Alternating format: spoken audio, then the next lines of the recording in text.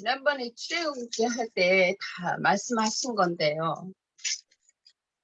저기 옷에 대해서 조금 하고요.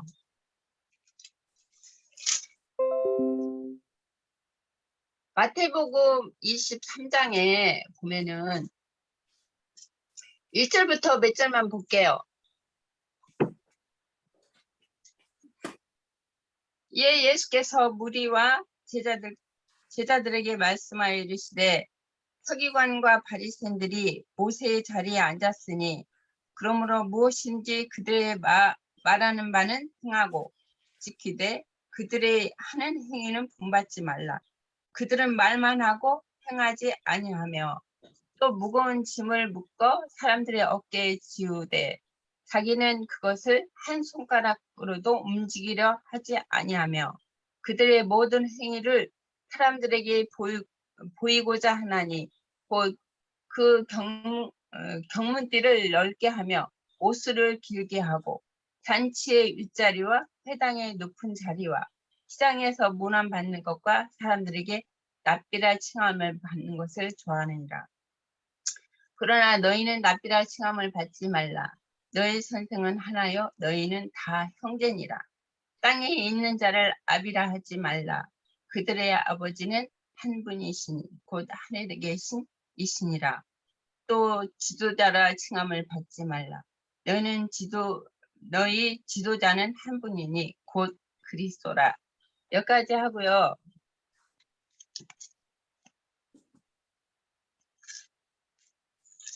에베소서 4장 17절 몇 절 볼게요. 그러므로 내가 이것을 말하며 주 안에서 증거하노니 이제부터 너희는 이방인이 그 마음에 허망한 것을 행한 같이 행하지 말라. 그들의 총명이 어두워지고 그들 가운데 있는 무지함과 그들의 마음이 굳어짐으로 말미암아 하나님의 생명에서 떠나 있도다. 그들이 감각 없는 자가 되어 자신의 방탕에 방임하여 모든 더러운 것을 욕심으로 행하되 오직 너희는 그리스도를 그같이 배우지 아니하였느니라. 진리가 예수 안에 있는 것 같이 너희가 참으로 그에게서 듣고 또한 그 안에서 가르침을 받았을진데 너희는 유혹의 욕심을 따라 썩어져가는 구습을 따르는 옛사람을 벗어버리고 오직 그리스도의 심령으로 새롭게 되어 하나님을 따라 의와 진리의 거룩함으로 지으심을 받은 새 사람을 입으라. 이게 그 새 옷이라는 거, 제사장의 옷이라는 것은 구약에서 신약에서 보면은 그 마태복음에서 아까 읽었지만요. 그들의 이제 바리새인과 서기관들은 그들의 그 율법 제사장이기 때문에 그들은 이제 신약에 대한 예표요 다 그림자잖아요. 근데 그들을 본받지 말고 제자들에게 여기 신약에서 보면 여기 에베소서 보면은 그런 자들을 본받지 말고 너희는 옛사람과 옛 행위를 벗어버리고 이제 그리스도로 옷 입으라고 하셨잖아요. 그러니까 그리스도의 장성한 분량이 되면은 자연적 그리스도로 옷 입으라고 하지 않아도 이제 그렇게 나타나는 것이죠.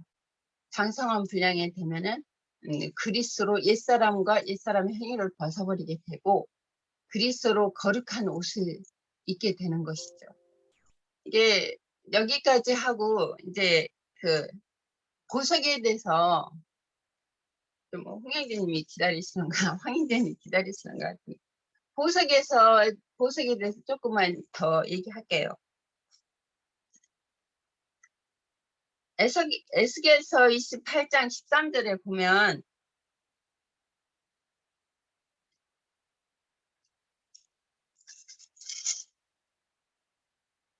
저기 그 에스겔 선지자가 계시를 받아서 하신 말씀이죠. 예, 두루 왕에 대해서 이렇게 말씀하신 거예요. 두루 왕의 애가에 대해서.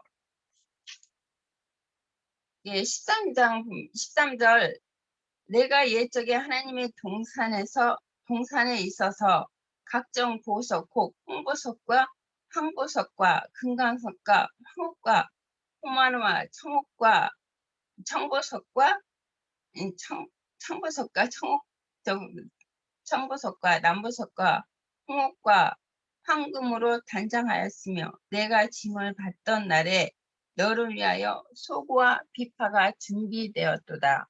너는 기름 부음을 받은 지키는 그룹이여 내가 너를 세웠음에 내가 하나님의 성산에 있어서 불타는 돌 사이에 왕래하였도다.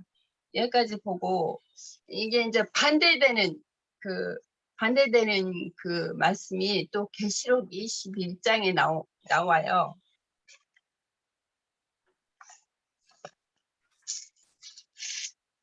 이거는 두루왕이 꾸민 보석은 10보석이고 여기 계시록 21장에서는 그 12보석이죠. 이게 옛날에 우리가 크레파스를 할 때는 지금까지 많은 색깔이 안 나왔었어요. 12색깔이었는데 근데 한 색깔만 있으면은 너무 아름답지가 않죠. 그래 12색깔이 그 12보석이 빛날 때는 그 아름다움은 지금 말로 표현할 수가 없겠죠. 그런 이제 보석으로 이제 옷 입는 것을 이제 계시록 21장에서는 이제 말씀하셨어요. 계시록 1장 19절에서 20절 볼게요.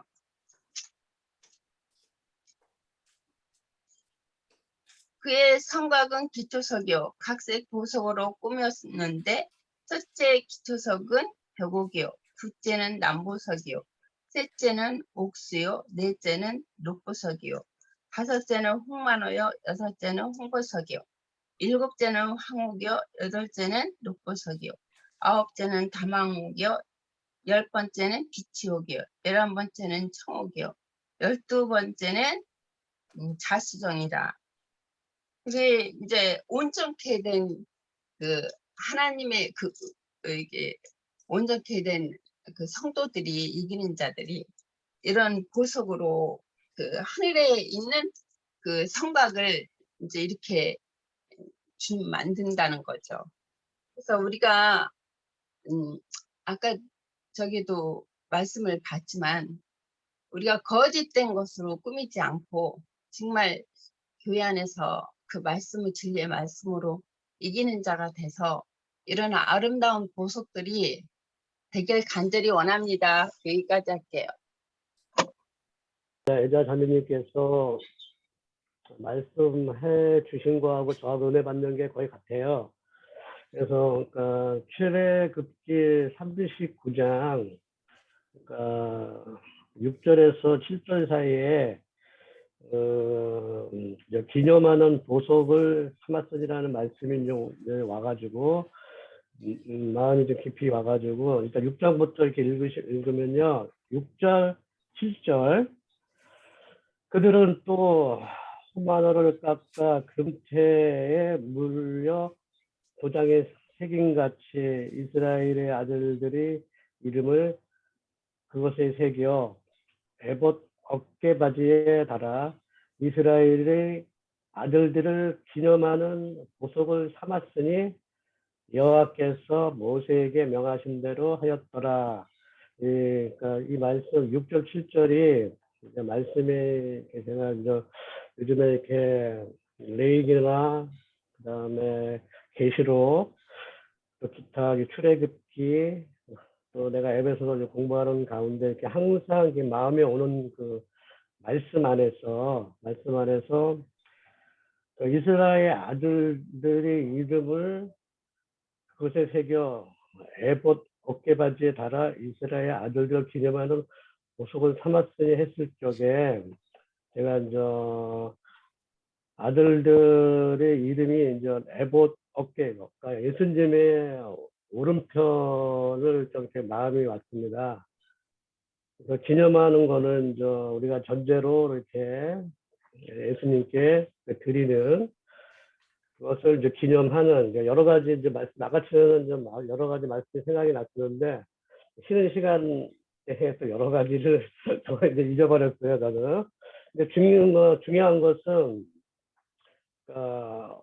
어깨받침이 예수님의 오른편에 이렇게 마음이 왔어요.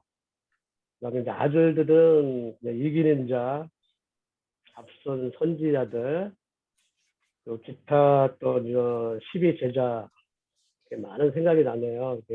기념 제물로 드려진 앞선 선지자들, 그다음에 12제자들, 사도 바울, 스데반 집사, 그러한 그 순교자들을 기념하는 모습을 삼았으니 이제 여호와께 모세가 명한 대로 이렇게 했더라라는 그런 그 말씀 자체가 이런 것을 이제 기념하는 예수님조차도 예수 그리스도님 자체도 우리를 위하여 이렇게 전제로 드리신 그러한 기념 제물이었기 때문에 6절과 7절의 말씀이 이렇게 와서 같이 이렇게 기쁜 마음이 있었는데 저는 이렇게 좀 이렇게 부족하다 보니까 시간이 지나면 자꾸 잊어버려요.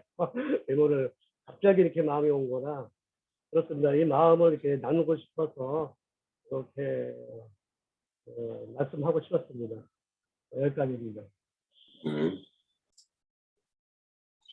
자, 스가랴서 거기 보면 저도 몇 구절만 1절에서 9절까지만 읽어볼게요. 대제사장 여호수아는 여호와의 천사 앞에 섰고 사탄은 그의 오른쪽에 서서 그를 대적하는 것을 여호와께서 내게 보이시니라. 여호와께서 사탄에게 이르시되 사탄아 여호와께서 너를 책망하노라. 예루살렘을 택한 여호와께서 너를 책망하노라. 이는 불에서 꺼낸 거슬린 나무 아니냐 하실 때에 여호수아가 더러운 옷을 입고 천사 앞에 서 있는지라. 여호와께서 자기 앞에 선 자들에게 명령하사 그 더러운 옷을 벗기라 하시고 또 여호수아에게 이르시되 내가 내 죄악을 제거하여 버렸으니 내게 아름다운 옷을 입히라 하시기로 내가 말하되 정결한 간을 그 머리에 씌우소서 하며 곧 정결한 간을 그 머리에 씌우며 옷을 입히고 여호와의 천사가 그 곁에 섰더라. 책이 막 뭐가 항칠이 되어 있어가지고 좀 잘 안 보입니다. 여기에도 보면 이제 대제사장 여호수아가 결국에는 이 사탄과 이렇게 대적 관계에서 이렇게 싸움을 수행하는 것을 보고 있어요.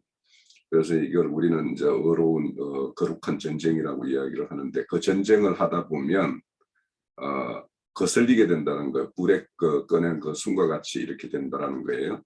그래서 우리가 어떻게 이렇게 세상 사람들에게 복음을 가지고 전도를 하고 이렇게 하다 보면 그들과의 어떤 소통 과정에서 우리도 알게 모르게 이렇게 더러운 때들이 이렇게 끼일 수가 있죠. 그래서 그거는 거기 있고 우리가 다시 하나님 앞에 설 때에는 정결한 어떤 그 옷들로 다시 갈아입고 이렇게 서야 되는 것을 이렇게 보여줘요. 그래서 항상 제사장 우리의 어떤 직분이라는 것은 거룩한 일을 더러운 곳에서 수행해요. 그 더러운 자들과 이렇게 함께 이렇게 하는 자리에서 이루어지는 어떤 하나님의 일이기 때문에 그 과정에서 우리가 더러워진 일들이 있어요. 그래서 이제 뭐 거기 보면은 죽은 자를 만지거나 뭐 이렇게 유출병자 뭐 이렇게 우리 레이기에 이렇게 나오는 것들도 결국에는 우리 자신의 어떤 그런 부분도 있지만은 우리가 어떤 복음 증거를 하다 보면 그런 사람들과 이렇게 접촉을 하게 되거든요. 그러면은 그런 상황에 있을 때 나도 알게 모르게 어떤 그런 세상적인 것에 이렇게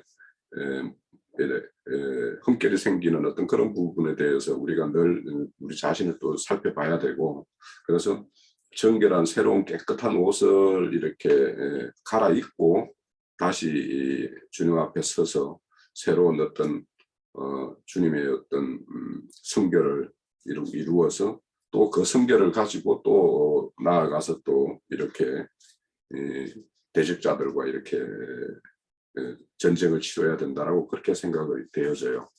그래서 결국에는 이게 성전 짓는 이야기가 이제 스가랴서인데, 그러니까 이 대제사장 여호수아가 이 성전을 짓는 일이 결국에는 사탄과의 어떤 싸움에서 승리하는 것이 성전 짓는 이야기인 거죠, 결국에는.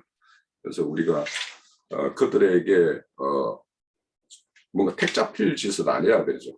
그래서 너희들이 뭔가 그들에게 책망 들을 것이 없게 하는 것이 이제 중요하죠, 그들에게. 그래서 그런 부분에 대해서도 우리가 좀 생각을 해봐야 될 것 같고, 또 이 뒤에 이제 오늘 출애굽기 이제 39장이 이제 뒷부분만 잠깐 이제 언급하고, 우리 형제님 주실 말씀 있을 테니까 듣고 그렇게 진행하면 되죠. 39장 뒷부분에 보면 이제 지금까지 우리가 쭉 앞에서 살펴봤던 출애굽기 25장에서 28장까지 내용을 다 압축해서 기록하고 있는 것이 32절에서 41절까지입니다. 그래서 그거는 우리가 이 순서를 저는 한번 좀 잘 새겨봤으면 좋겠어요.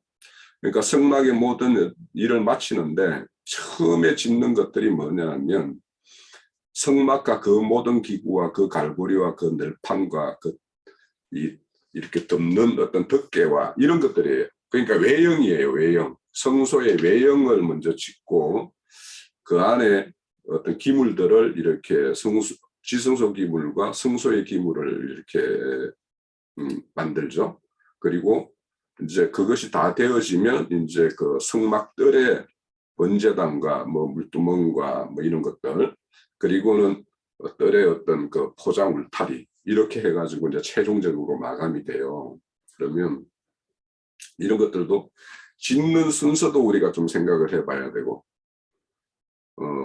또 우리가 실질적으로 하나님 앞에 나아가는 반대로 이제 우리가 문을 그 포장된 문을 들어가서 하나님께 나아가는 측면, 이 측면도 생각을 해봐야 될 것 같아요.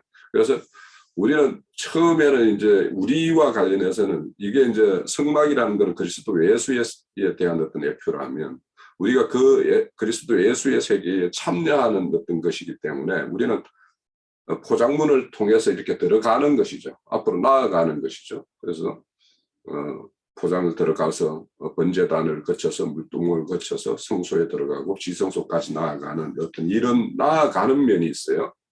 그럼 그 나아간 자가 다시 이제는 그 온전한 어떤 제사장 직분을 수행하기 위해서 성막들 밖으로 이렇게 나오는 어떤 이 측면도 우리는 또 생각을 해봐야 될 것 같아요. 그래서 우리가 우리 자신이 이루어지는 부분과 이루어진 부분을 가지고 우리가 제사장직을 수행하는 것, 이것이 서로 교차되는 어떤 부분이 있어서, 그래서 우리가 성막이 이렇게 지어짐과 이런 순서와 우리 각자에게 적용되는 부분과 이제 그것이 온전한 어떤 정인으로서의 어떤 그런 밖으로 행하는 부분, 이것을 우리가 잘 생각을 해볼 필요가 있겠다라는 것이 이제 저는 요 마지막 부분을 보면서 제 어떤 생각이었습니다.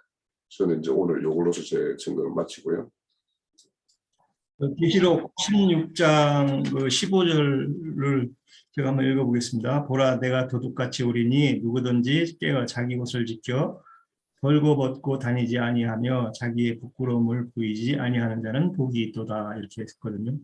우리가 뭐 육신적으로 그 세상에서 뭐 옷을 안 입고 다니고 그러지는 않겠죠. 그러면 주님이 여기서 말씀하시는 것은 어떤 진리의 옷을 합당하게 입었느냐가 이제 비어들 거고, 제가 이제 17장 바벨론 그 음녀의 그 시장한 것을 한번 읽어보겠습니다.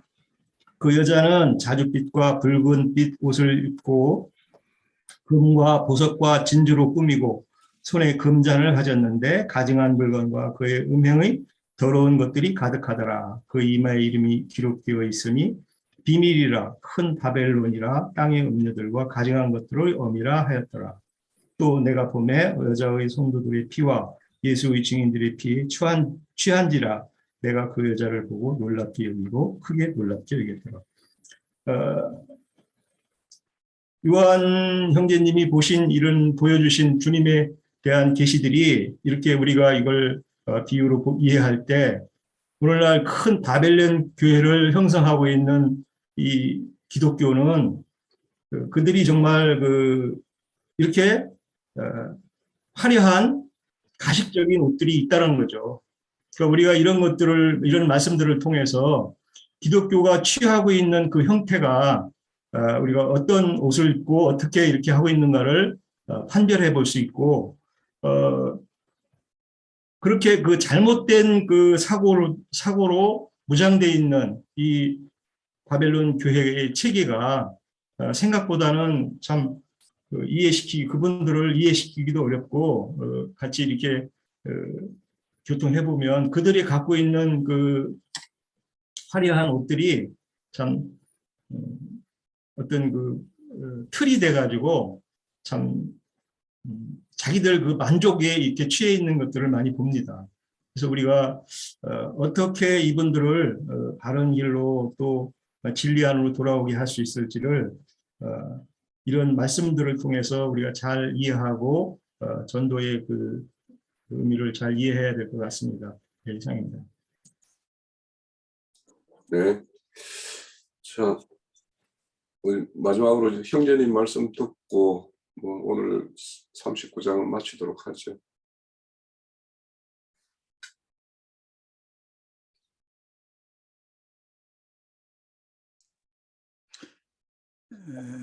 이걸 메시지를 하나를 만드는 게 좋겠다 싶어서 일단 마감을 하고 다시 시작하죠.